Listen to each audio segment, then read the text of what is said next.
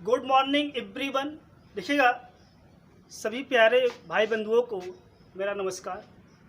देखिएगा, जो super TET है आपका, सुपर टेट में आपके विज्ञान से रिलेटेड जो भी पॉइंट हैं हम आपको प्रयास करेंगे, उस महत्वपूर्ण पॉइंट के बारे में चर्चा करेंगे। तो देखिए, साइंस आपका 3 भागों में, एक हमको पढ़ना है बायोलॉजी पढ़ना है, दूसरा फिजिक्स पढ़ना है, तीसरा केमिस्ट्री, जिसमें हम केमिस्ट्री में हमने बात किया था। केमिस्ट्री और फिजिक्स ये आपके दूसरे तीसरे भाग हैं, जिसमें हमने पहला भाग हमने बायोलॉजी स्टार्ट किया है। देखिएगा, जो बायोलॉजी है आपका, वो बायोलॉजी में चैप्टर नाम बताए थे आपका, जिसमें से आपका भोजन टॉपिक स्टार्ट कर दिया है। तो हम सोच रहे हैं आपका नर्वस सिस्टम, तंत्रिका तंत्र भी बहुत इंपॉर्टेंट है, जो एग्जाम के व्यू से बहुत ही महत्वपूर्ण माना जाता है और बहुत ही कॉम्प्लेक्स, बहुत ही जटिल होता है। तो हम इसको क्या करते हैं, बहुत ही आसान भाषा में, बहुत सिंपल भाषा में इसको समझने का प्रयास करते हैं। तो चलिए स्टार्ट किया जाए आपके नर्वस सिस्टम, तंत्रिका तंत्र की। तो चलिए देखिएगा,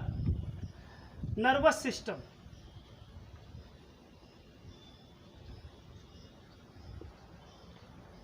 देखिएगा, जो आपका नर्वस सिस्टम है, इसे बोलते हैं हिंदी में तंत्रिका तंत्र। इसे क्या बोलते हैं? तंत्रिका तंत्र बोलते हैं।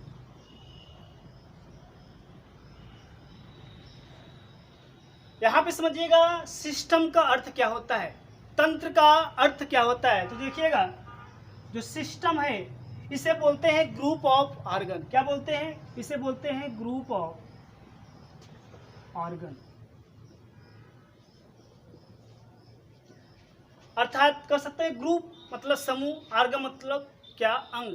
अंगों के समूह को हम लोग क्या बोलेंगे? तंत्र कहेंगे, सिस्टम कहेंगे। तो हम कह सकते हैं वे सभी अंग जो शरीर को कंट्रोल एंड कोऑर्डिनेशन करने का काम करते हैं, कह सकते हैं शरीर को नियंत्रित और समन्वय का कार्य करते हैं, उन सारे अंगों को मिलाकर हम लोग बोलते हैं क्या बोलते हैं? तंत्रिका तंत्र बोलते हैं। क्या बोलते हैं? तंत्रिका तंत्र। तो शायद आपको समझ आया होगा तंत्रिका तंत्र होता क्या है। तंत्रिका तंत्र वे सभी अंग जो शरीर में कंट्रोल एंड कोऑर्डिनेशन करने का काम करते हैं, उन सारे अंगों को हम लोग बोलते हैं क्या? तंत्रिका तंत्र कहते हैं। अब देखिएगा, जो तंत्रिका तंत्र है यह आपके पूरे शरीर में एक जाल के रूप में फैली हुई है, ये तंत्रिका तंत्र। और खास कर बात करते हैं, जो तंत्रिका तंत्र होती है इसका कार्य क्या होता है? इसका कार्य सूचनाओं को आदान प्रदान करना। तो देखिए, कौन कौन से ऐसे ऑर्गन आएंगे, कौन कौन से ऐसे अंग आएंगे जो तंत्रिका तंत्र में महत्वपूर्ण भूमिका निभाएंगे, तंत्रिका तंत्र में महत्वपूर्ण भूमिका निभाएंगे। तो देखिए, कौन कौन से ऐसे 2 ऑर्गन हैं। तो देखिएगा, नर्वस सिस्टम में 2 ऐसे ऑर्गन हैं जो तंत्रिका तंत्र के रूप में महत्वपूर्ण भूमिका निभाएंगे। तो देखिए, सबसे पहला ऑर्गन है आपका ब्रेन। क्या है आपका? ब्रेन। सेकंड है आपका स्पाइनल कॉर्ड। क्या है? Spinal cord. तो देखिएगा, ब्रेन मतलब मस्तिष्क, ब्रेन मतलब मस्तिष्क, और सेकंड है आपका स्पाइनल कॉर्ड, जिसे बोलते हैं मेरुरज्जु।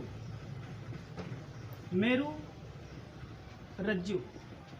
तो 2 ऐसे ही ऑर्गन हैं जो आपके शरीर में कोऑर्डिनेशन एंड कंट्रोल करने का काम करते हैं।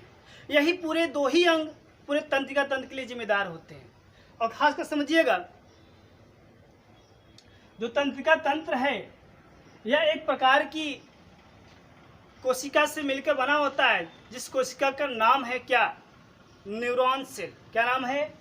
न्यूरॉन सेल है, न्यूरॉन सेल। तो अगर पूछ लिया जाए, बताइए तंत्रिका तंत्र की यूनिट क्या है, तंत्रिका तंत्र की इकाई क्या है? तंत्रिका तंत्र की इकाई है आपका न्यूरॉन सेल या नर्व सेल। तो एक बात समझिएगा, जो आपके न्यूरॉन्स होते हैं इनका कार्य क्या होता है? इनका कार्य सूचनाओं को एक स्थान से दूसरे स्थान पहुंचाने का कार्य करना, और कई सारे न्यूरॉन मिलकर तंत्रिका तंत्र का निर्माण करते हैं। और ये तंत्रिका तंत्र पूरे शरीर के हर हिस्सों में, हर भागों में ये फैला हुआ है। तो शरीर की सबसे लंबी अगर कोशिका अगर से पूछा जाए तो बताइए, क्या बताएंगे? शरीर की सबसे लंबी कोशिका आपकी तंत्रिका कोशिका है, नर्व सेल्स है। और ये कई सारे न्यूरॉन्स मिलकर तंत्रिका तंत्र का निर्माण करते हैं। लगभग आपके शरीर के अंदर लगभग 100 मिलियन न्यूरॉन्स होते हैं, 100 मिलियन। और इनका कार्य क्या होता है? सूचनाओं का आदान प्रदान करना। तो चलिए देखिएगा, स्पाइनल कार्ड और ब्रेन दो ही मुख्य आर्गन हैं जो शरीर को नियंत्रण और समन्वय करने का काम करते हैं। तो चलिए पहले बात करते हैं ब्रेन की, मस्तिष्क की बात करते हैं। सबसे पहले बात करते हैं ब्रेन के अध्ययन को क्या कहा जाता है। दिमाग के अध्ययन को, ब्रेन की स्टडी को क्या कहा जाता है? ब्रेन की स्टडी को कहा जाता है न्यूरोलॉजी। स्टडी को बोलते हैं क्या? न्यूरोलॉजी। सेकंड, ब्रेन के डॉक्टर को क्या बोलते हैं? ब्रेन के डॉक्टर को बोलते हैं न्यूरोलॉजिस्ट। क्या कहते हैं? डॉक्टर को न्यूरोलॉजिस्ट। क्या कहते हैं? न्यूरोलॉजिस्ट। क्यों? तो देखिएगा, समझिएगा, जो आपकी ब्रेन है, मस्तिष्क है, यह नर्व सेल से मिलकर बनी होती है, नर्व सेल से मिलकर बनी होती है, और इसलिए बोलते हैं क्या? ब्रेन के अध्ययन को क्या कहते हैं? न्यूरोलॉजी। और इसके डॉक्टर को न्यूरोलॉजिस्ट कहते हैं। तो आपके शरीर में अगर कोई भी तंत्रिका तंत्र से रिलेटेड प्रॉब्लम है तो आप न्यूरोलॉजिस्ट को दिखाते हैं, समझिएगा। फिर बात करते हैं जो आपका ब्रेन है, जो दिमाग है, यह पाया कहाँ जाता है? तो कुछ लोग बोलेंगे ये दिमाग है, कुछ लोग ये बोलेंगे ये दिमाग है। एक्चुअली में ये दिमाग नहीं है।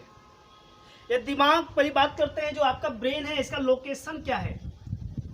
लोकेशन, स्थिति क्या है? इसकी जो स्थिति है बिलो द क्रेनियम। क्या है? Below the cranium.